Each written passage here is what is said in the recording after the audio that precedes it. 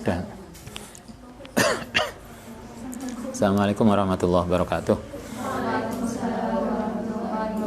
Mustafa Muhammad sallallahu alaihi wasallam wa dzurriyyatihi wa tamashalna salihin zakatul mukarrabin wa sallallahu alaihi hadal kitab Sayyid Muhammad bin Alwi al-Maliki wa qulna sunna husna abana umatina wa jatina husna ila mahatina al-asqiya talamidihim wa asatihim ahli baitihim lillahi ta'ala lahumul fatihah. Bismillahirrahmanirrahim. Alhamdulillahirrahmanirrahim. Iyyaka na'budu wa iyyaka nasta'in. Shiratal mustaqim. Bismillahirrahmanirrahim. Kita lanjutkan halaman 22 poin 4. Wa minal adabi laniku termasuk etika al-madlumati yang dicari, yang diarahkan alayata haddasa utayento tidak menceritakan sopo suami istri ilanasi maring manusa bima yajri bima kelan barang yajri yang berjalan bainahu antarane suami wa baina zaujatihi antarane istrinya hala qada'il watori ketika melakukan hubungan fa'inahu kenapa fa'inahu krono sedune tadi iku mima saking barang layam bagi yang tidak patut walayaliku lan tidak etis. Etika kemarin melanjutkan adabul mubasyarah. Kemarin sudah disampaikan 3. Pertama baca doa, kedua nggak boleh telanjang, golek selimut, ketiga perlu pemanasan, apa bahasanya? Foreplay. Ada yang sudah paham bahasanya. 3. Sekarang etika di dalam suami istri tidak boleh menceritakan perilaku hubungannya pada orang lain. Gak neng kantor dia diceritakno. Neng pondok dulu ada santri laki-laki yang udah nikah duluan sak kamar. Kemudian begitu balik ditanggap kontennya sak kamar. Ya apa Kang? Oh gak untuk cerita. Ya wis sampean gak usah cerita, meneng ae sing koncone. Aku tak cerita. Koncone cerita. Oh gak ngono. Padha ae. Dia diem aja tapi kalau gak cocok dia bantah. Itu enggak boleh. Dulu katanya di beberapa pondok putri juga gitu, nikah duluan balik neng pondok ditanggap koncone sak kamar akhirnya sampai bengi cekikian lapo. Ternyata cerita itu nggak etis, nggak boleh, apalagi kalau cerita kekurangan pasangannya. Neng kantor cerita, ya Allah mbak suami saya itu loh baru setengah ronde ngegeblak misalnya. Itu nggak boleh. Hal perilaku terkait dengan bagaimana perilaku hubungan seks suami istri itu bukan sesuatu yang layak untuk diceritakan pada orang lain. Kalau kemudian mungkin ada masalah, masalah yang kadang macam-macam lah persoalan hubungan suami istri, maka hanya boleh diceritakan pada kalangan terbatas untuk mencari solusi. Saya kira analoginya sama dengan kalau kita punya problem, itu kan kita nggak perlu cerita ke banyak orang. Kalau misalnya Anda di rumah tangga punya problem, kan kita nggak perlu banyak cerita pada orang. Apalagi yang update status.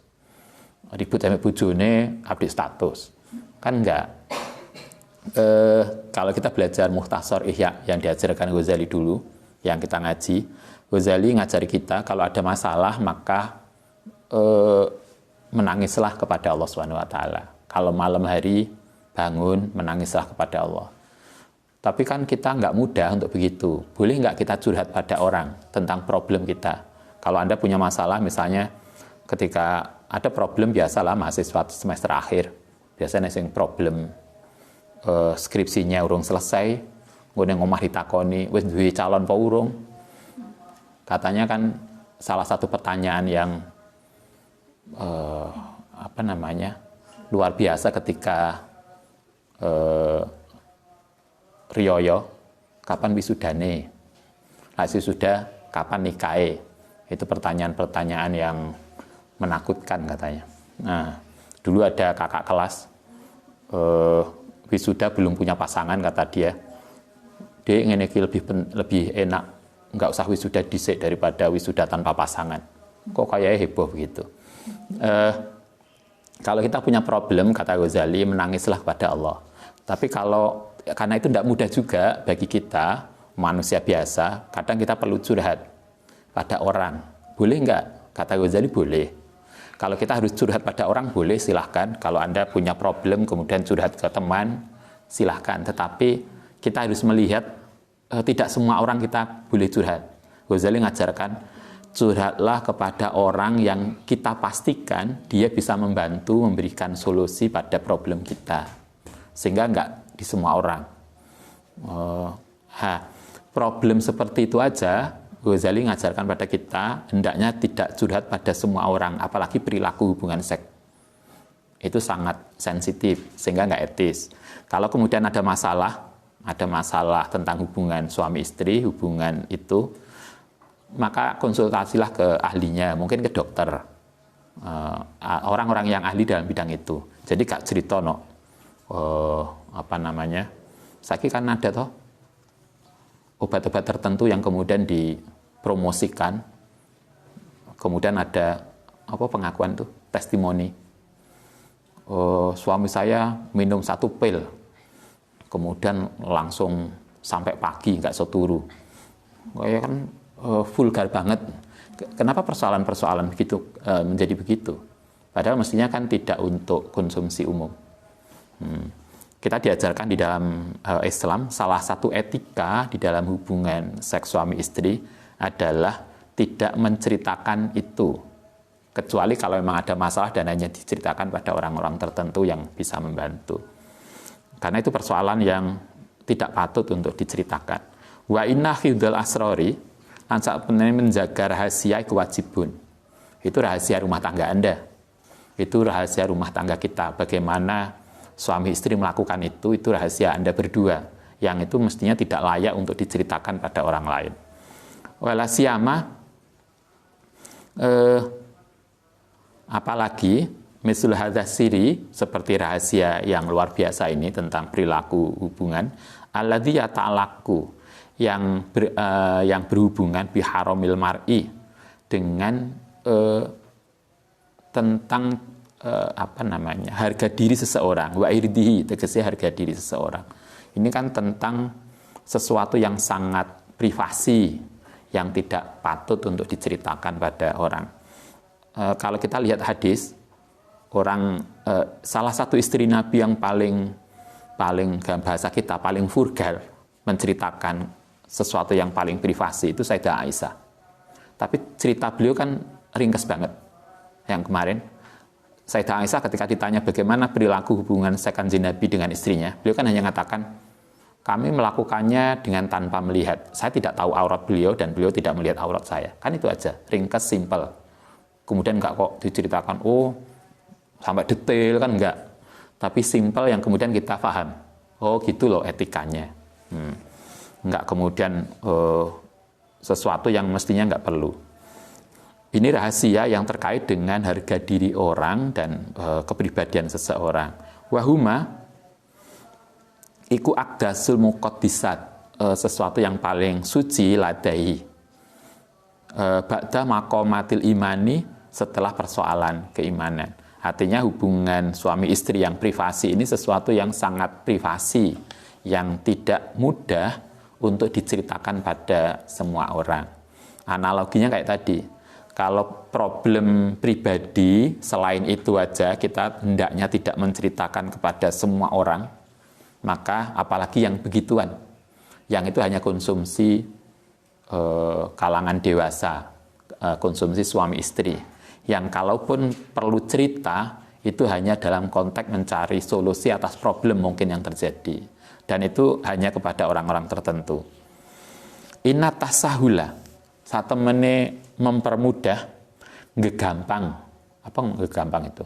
Meremehkan Fisianati hadas siri yang dalam menyampaikan rahasia ini iku burhanun menjadi bukti ala fil akli yang atase lemahnya rendahnya penalaran. Kata Said Al-Maliki, orang yang mudah menceritakan hubungan privasinya kepada orang lain itu berarti menunjukkan nalarnya yang nggak pinter, berarti bukan orang yang cerdas. Karena orang yang cerdas itu adalah orang yang bisa menjaga rahasia.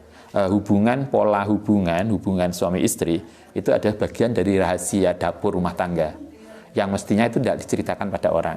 Kalau ada suami istri menceritakan yang sangat privasi itu berarti menunjukkan dia bukan orang yang pinter. Wahubusid domiri, dan termasuk menunjukkan pribadi yang tidak baik, hubus, pribadi yang rendah. Itu menunjukkan pribadinya nggak baik, nalarnya nggak pinter. Waridhalatil khuluki, menunjukkan rendahnya akhlaknya. Pribadinya berarti emang semuanya nggak bagus. Wa ta'ammada, lan dengan begitu berarti bersengaja al-adha, memberikan sesuatu yang menyakitkan lil mar'ati, maring perempuan. Kalau itu yang dilakukan, kalau suami yang melakukan itu, menceritakan itu terhadap orang lain, maka berarti motivasinya nggak bagus. Dia akan menjatuhkan istrinya. Enak toh yang rame, ada seorang artis kemudian melakukan hubungan, direkam. Setelah direkam, kemudian digawe apa biasanya? Narjet itu apa namanya? Dia pemerasan. Nanti kamu harus begini, kalau enggak rekaman itu akan saya edarkan. Itu kan enggak benar, itu enggak boleh. Orang yang begitu menunjukkan perilakunya yang rendah, wataknya yang enggak bagus, nalarnya yang enggak pinter. Dan itu berarti ada motivasi yang sangat jahat.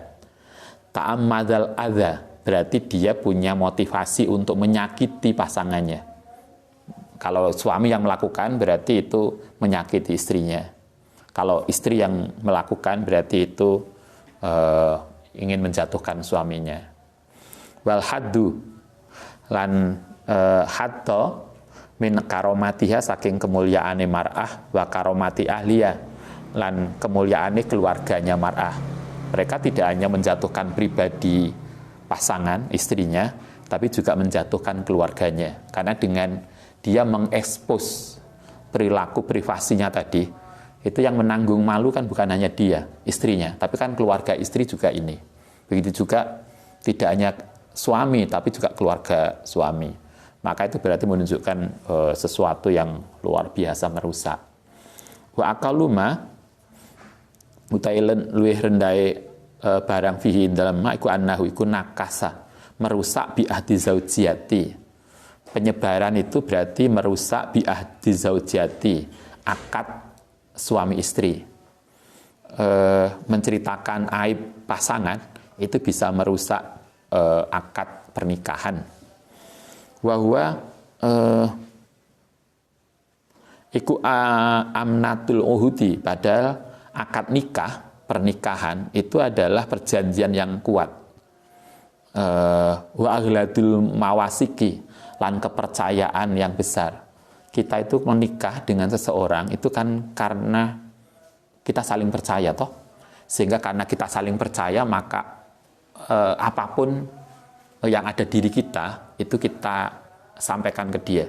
Kalau Anda jadi istri, ketika Anda menikah itu kan Anda percaya pada suami, sehingga aib kita, aurat kita itu dia tahu. Kenapa kita kemudian itu bisa membuka aurat kita di depan suami?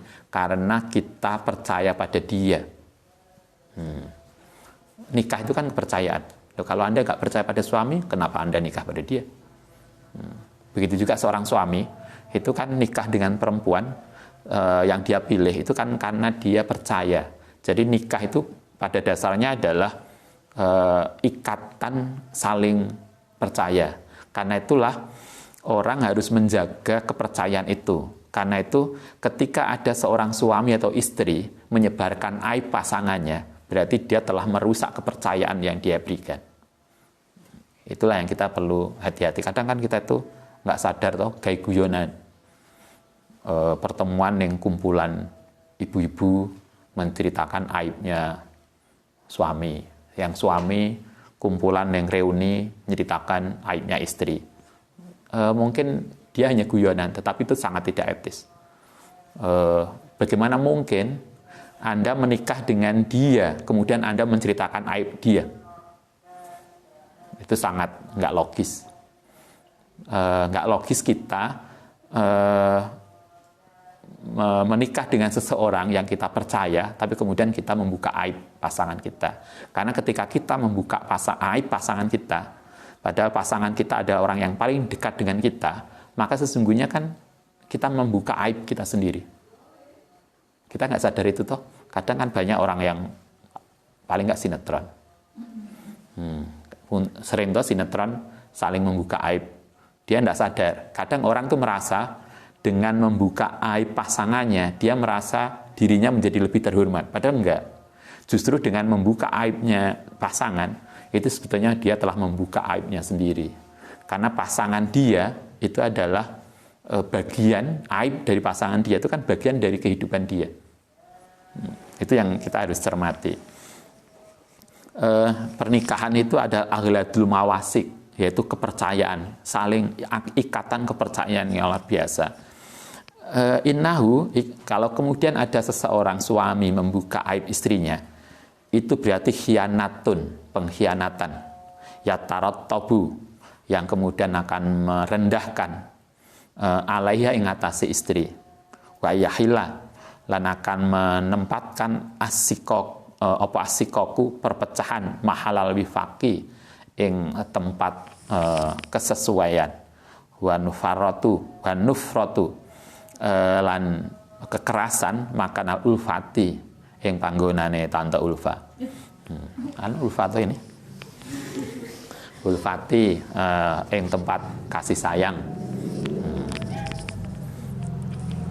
Wal wahsatu lan kebencian maudial unsi yang tempat kemesraan.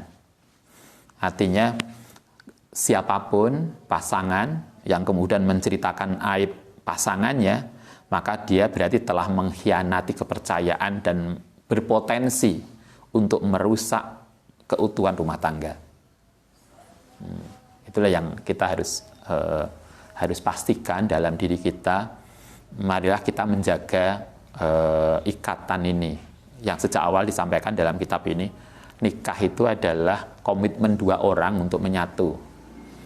Dan pernah Ustaz sampaikan, nikah itu ibadah paling lama. Mulai kita akad nikah sampai kita mati. Gitu kan? Karena itulah, marilah kita menikah, karena nikah itu bagian dari ibadah. Marilah kita berusaha untuk menjaga agar ibadah kita nggak batal. Saling menjaga komitmen masing-masing. Kalau Anda jadi istri, marilah menjaga komitmen sebagai istri. Kalau Anda jadi suami, menjaga komitmen sebagai suami. Sama-sama menjaga. Orang yang tidak menjaga komitmen itu berarti dia telah mengkhianati kepercayaan yang pertama diikat di dalam akad nikah. Walamalahu min azimid dorori, saking bahaya yang besar. Ja'a, karena itu teko syar'u, syariat tadi perilaku-perilaku menceritakan aib pasangan itu adalah potensi-potensi yang bisa membawa kepada bahaya yang besar. Karena itu syariat kemudian datang bitahrimihi, kelawan mengharamkan saling membuka aib pasangan masing-masing.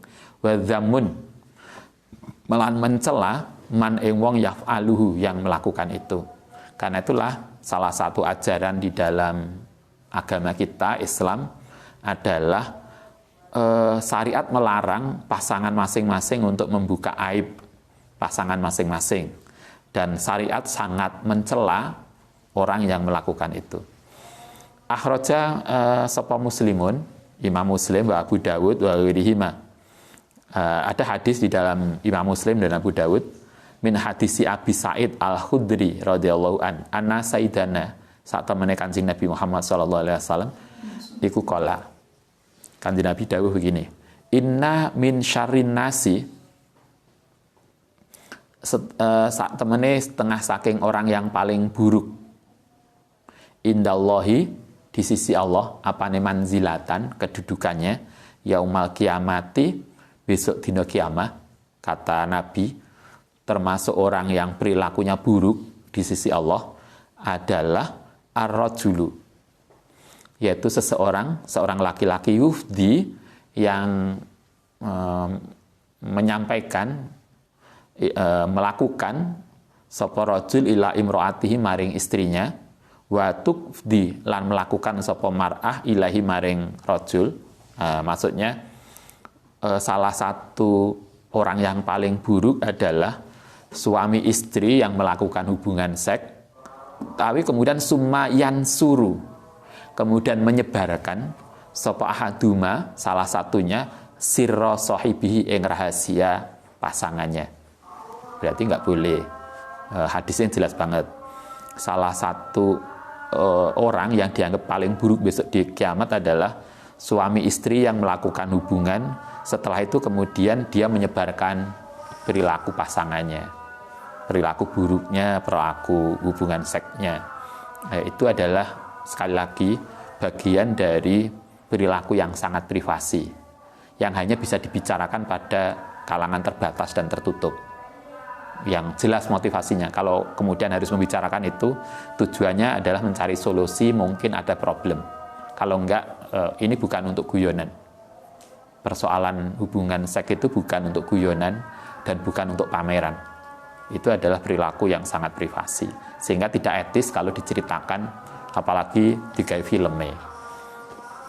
Warawa lan menceritakan sapa Imam Ahmad an Asma binti Yazid radhiyallahu anha, satune Asma iku kanat ana sapa Asma iku inda Rasulullah sallallahu alaihi wasallam.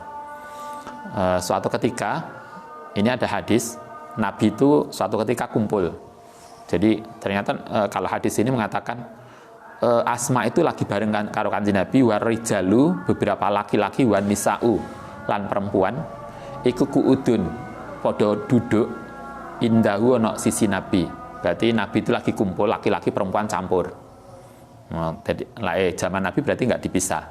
Laki-laki kayak kita dulu, aliyah, laki-laki masuk pagi, perempuan masuk sore, kelasnya podo. Kemudian kita nulis surat neng kertas, dikek delene selorokan. Sesuk didelok sapa jawabane apa, kita seneng wisan. Padahal gak harus sapa yang nulis. Itu dulu seneng banget.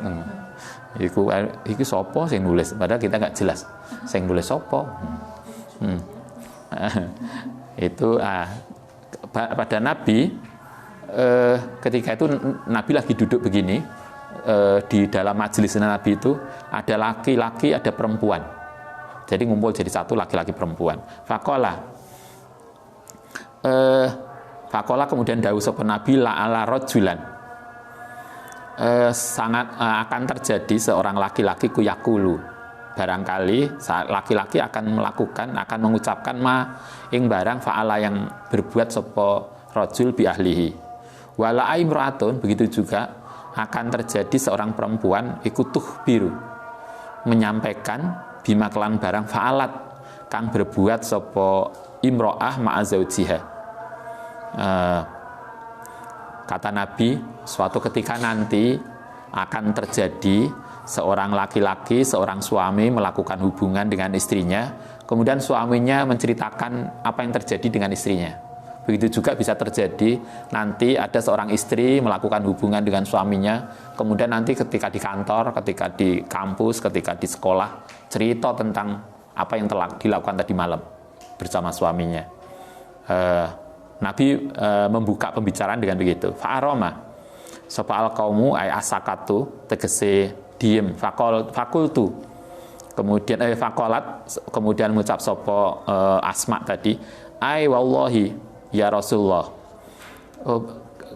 Asma mengatakan, bagaimana mungkin Nabi, toh mereka melakukan itu, innahum la yaf'aluna. Bagaimana mungkin ada seorang suami menceritakan hubungan seksnya kepada orang lain? Bagaimana mungkin wa innahunna lan imro'ah iku la yaf'alanna. Sementara istrinya juga begitu, bagaimana mungkin bisa terjadi? Yaitu ada seorang istri melakukan hubungan dengan suaminya, kemudian dia menceritakan apa yang dia lakukan bersama orang lain. Qala fala taf'alu fa innaha, Nabi kemudian mengatakan fala taf'alu, jangan melakukan seperti itu. Fa innama iku masalu dalika, masalu syaiton, yaitu seperti setan laki ya yang ketemu sopo setan laki-laki, syaitonah ing setan betina. Fagosyaha, mongko kemudian menggauli sopo setan pejantan dan setan betina, wanasu hale utawi manusa iku yang durun. Itu koyok kalau kita kemudian menceritakan perilaku hubungan kita dengan pasangan, itu koyok ceritakan Nabi, itu koyok kita nggawe tontonan hubungan, kemudian ditonton banyak orang. Mereka memang nggak nonton, tapi kan mereka mendengar ceritanya. Maka itu sama dengan kita melakukan hubungan yang ditonton orang banyak. Artinya itu perilaku yang tidak baik. Artinya sekali lagi etika di dalam hubungan suami istri pada bab ini paling tidak ada 4. 1, baca bismillah. 2, ditutupi, tidak telanjang, tidak bulat-bulatan, tidak telanjang maksudnya. Yang ketiga, ada pengantarnya. Yang keempat, tidak diceritakan pada orang lain. Itu yang etika yang perlu diperhatikan. Baik, semoga manfaat. Nanti besok kita lanjutkan tentang relasi orang tua dan anak. Al-Fatihah.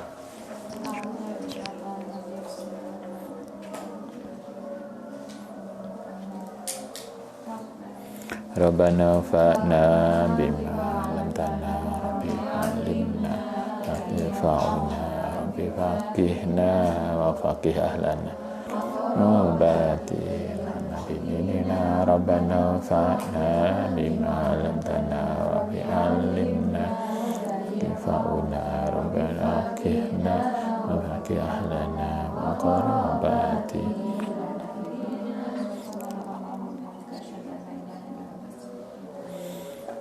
Assalamualaikum warahmatullahi wabarakatuh.